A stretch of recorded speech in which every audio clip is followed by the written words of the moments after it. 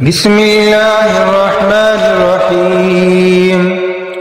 اقرأ باسم ربك الذي خلق خلق الإنسان من علق اقرأ وربك الأكرم الذي علم بالقلم علم الإنسان ما لم يعلم كلا إن الإنسان ليطغى أن رآه استغنى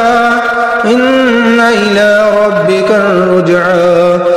أرأيت الذي ينهى عبدا إذا صلى أرأيت إن كان على الهدى أو أمر بالتقوى أرأيت إن كذب وتولى ألم يعلم بأن الله يرى كلا لئن لم ينته لنسفعا بالناصية ناصية كاذبة خاطئة فليدع ناديه سندع الزبانية كلا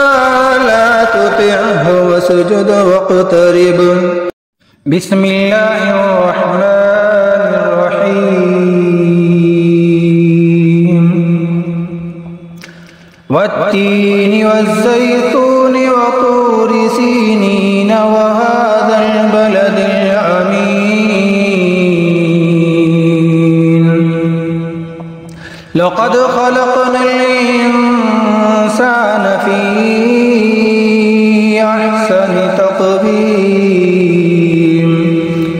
ثم رددناه أسفل سافلين إلا الذين آمنوا وعملوا الصالحات فلهم أجر غير ممنون فما يكذبك بعد بالدين أليس الله